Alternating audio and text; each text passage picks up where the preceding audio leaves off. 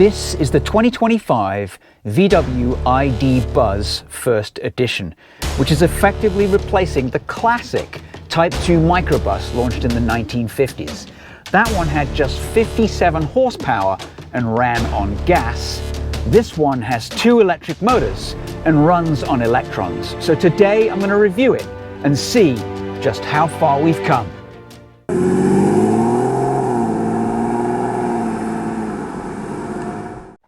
So VW is relying on the ID Buzz's excellent packaging, its retro looks, and gas-free electric vehicle life to appeal to drivers. But the price? Well, more on that later.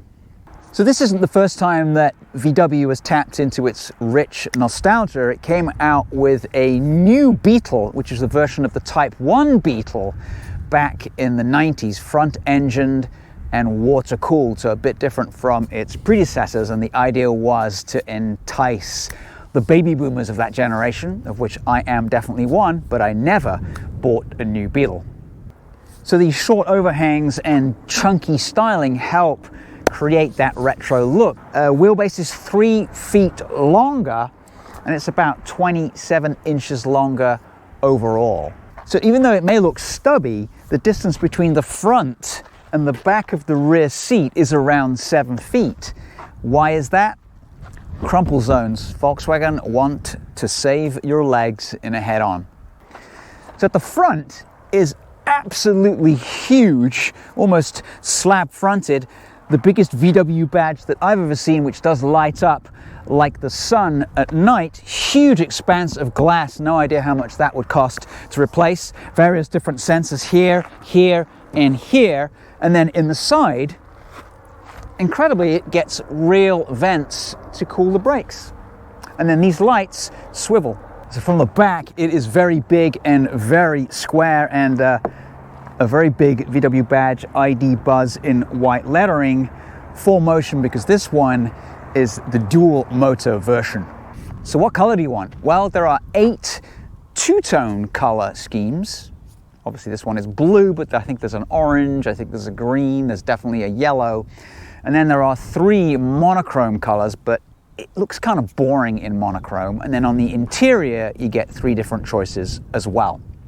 So there was one problem that Volkswagen had to overcome. Now the European version of this bus is a lot shorter. It doesn't have 3 rows, and it didn't have what everybody wanted, or they thought they wanted, was a sliding glass window like the original one. And so this here is a powered window that you operate from either over there at the driver's side or right here as well. And let me show you how that works.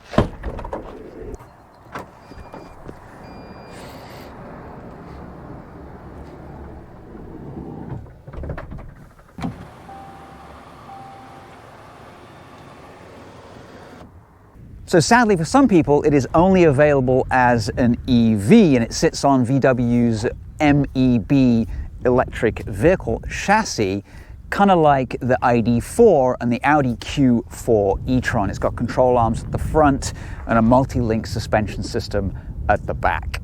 So this one's got staggered wheels, which is slightly annoying for rotating them because you can't. Anyway, it's got 235/50s wearing these Continentals sitting on these 20-inch wheels.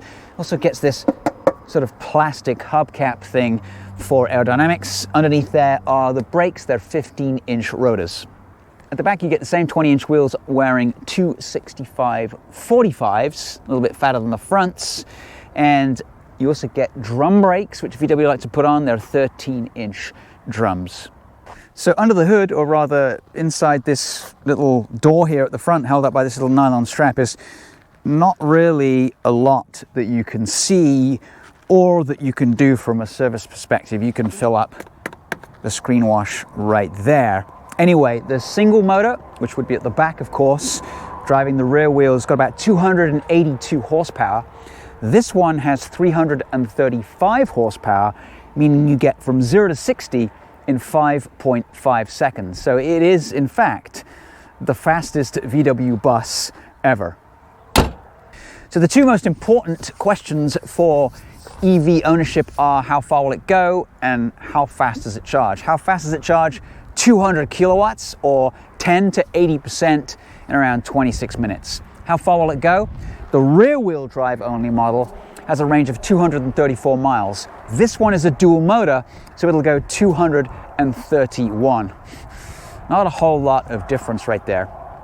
So at the back, you get quite a bit of space, about 18 or so cubic feet here. If you put these seats down, you get around 75 cubic feet. If you put them all down, you get around 145 cubic feet in total. So it's pretty big. You also get this little lid right here, which forms the floor once the seats are down.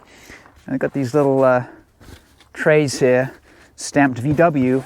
Put your groceries in there or whatever stuff you require. So if you put these down, let's pull this other one right here. They do go pretty flat. You do the same thing with these. Obviously, these are captain's chairs. These are actually also captain's chairs as well. There's only 6 seats in this particular model, but you can get a rear second row bench if you wish. Now, if you want to pull these up, just simply pull the one lever, pull them back, and then it's better to recline them just a little bit. As you'll see when I climb in the back, they are a little bit uncomfortable if you don't fully recline them. Right, so access to the back is simply move the seat forward a little bit, clicks into place, step right in, I sit down, acres of room, decent amount of headroom. I don't feel like my knees are hitting me in the chin. Really nice, comfortable third row seats. A little bit of bolstering in case you're going around the corners too fast. Cup holder, power, speaker, and generally very nice back here. And then simply flip up the back and move it back. Of course, even more room in the back, and then each seat gets a nice little armrest.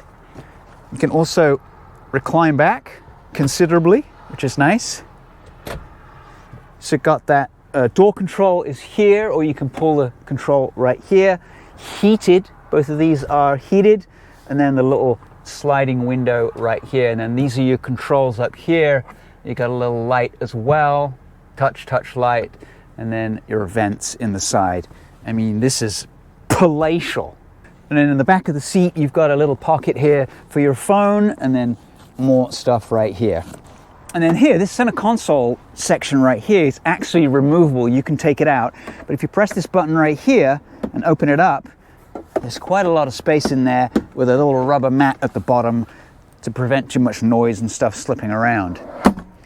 Nicely put together. So it's quite a step up. And then you sort of sink into the seat.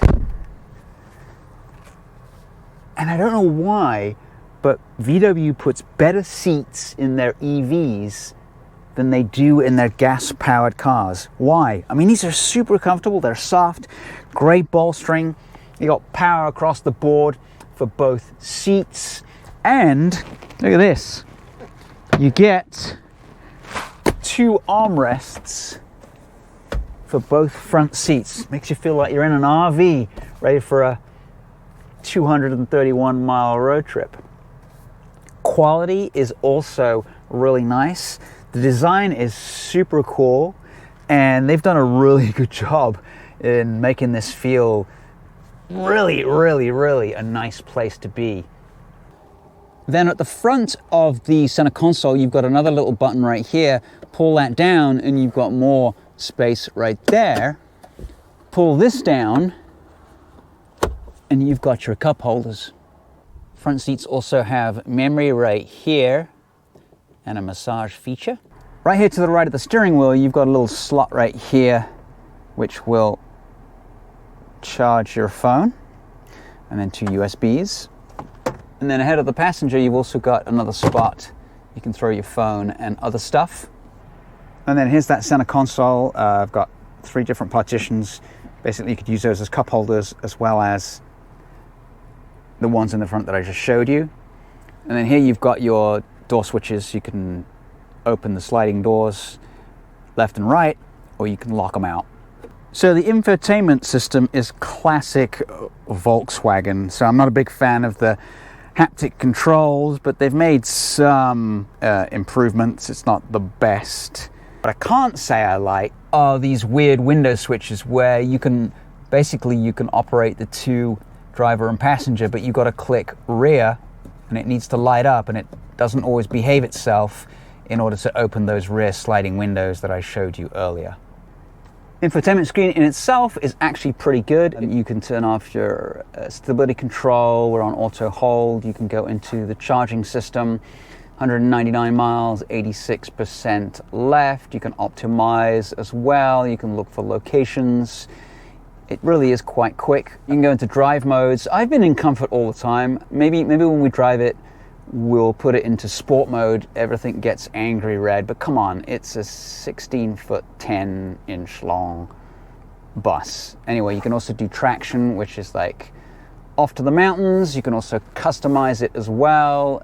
You can change driving dynamics, steering, drivetrain, ACC, light assist. What's weird is that I just drove the Audi A3 and that only had like 2 controls in here. And this is a van. It's a bus. I don't understand. Anyway, let's go back to comfort for now. Everything else is really quick. It's easy to pair your phone. These are your climate controls. Again, slidey sliders are annoying. Slidey volume is annoying. This one's got both cooled and heated seats.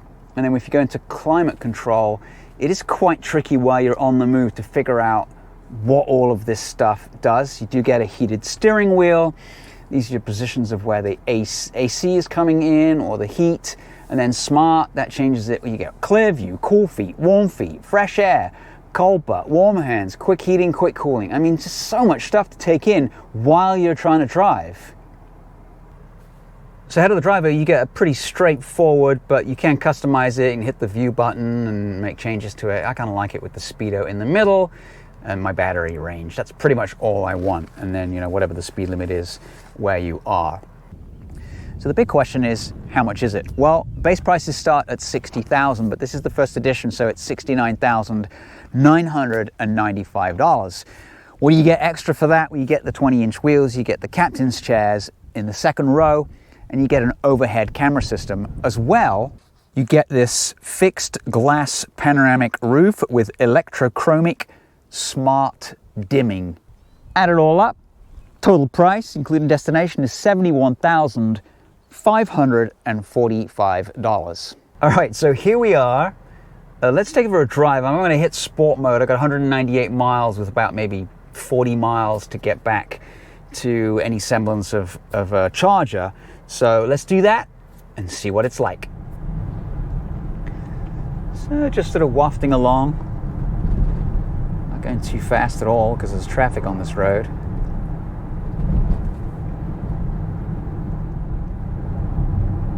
So I've tested the heated seats and they're really nice. They come on quite hot. You got to turn them down after a relatively short space of time. They heat up fast. I haven't tried the cooled seats yet because it's just simply not warm enough yet. So I could test this off-road, but I'm actually not going to. That would be my turn off right there. But you know what? I don't think I should do that. It doesn't have a whole lot of clearance. All right, let's check it out here. Foot down, we're in sport mode. Let's see how it goes. God, it rides so smoothly. And then in these turns, it's like a sports bus. No complaints from the Contis yet. Hurling it around. You can actually, with the huge glass area, you can actually see almost where the wheels are, so you can actually hit the apex a lot better in this.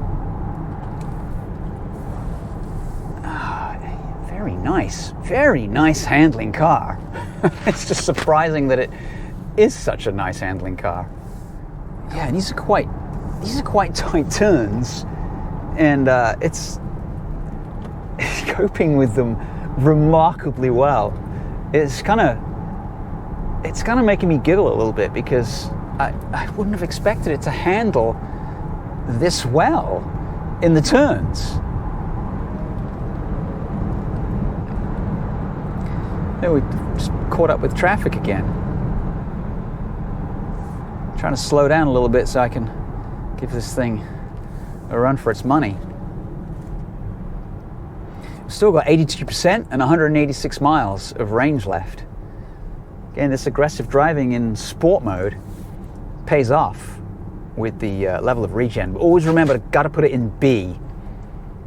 B mode is the key. So really a couple of things that are bad. The silly window controls here that carried over from the ID4. Give me 2 more switches, please. Not being able to put the heated seats on without having a seatbelt on in the back is absolute nonsense. And really not having full regen is also not much fun. With the power it's got though, I can well believe, I can't really stop on this section, but I can well believe that it'll do 0 to 60 in around 5.5 seconds. We'll do a little mid-range test here, or not mid, we'll do a little test here. Nothing coming. All right, let's go. 24 miles an hour, 60. And it is powering. It doesn't seem to lose power as you get into the higher ranges. I won't tell you what I've had it up to, but it was probably faster than a bus should be going. Absolutely no complaints from these tires, and the suspension is remarkable. I mean, it's got traction control. I haven't seen the system flash on or off yet. Normally, the lights flashing in the dash.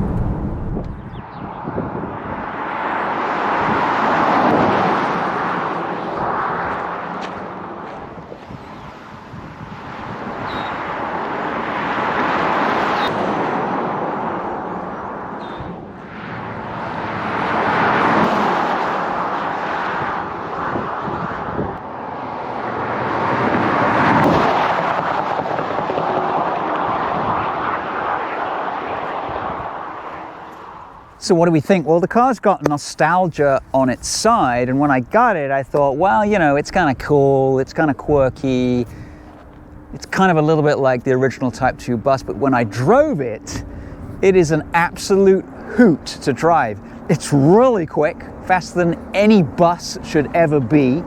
It stops well. The only real shortcoming is it doesn't quite have the range of its competition, but the competition doesn't have anything that looks like this. Anyway, once again, thanks for watching. We appreciate it. Like, subscribe, and we'll catch you next time with another video. Out.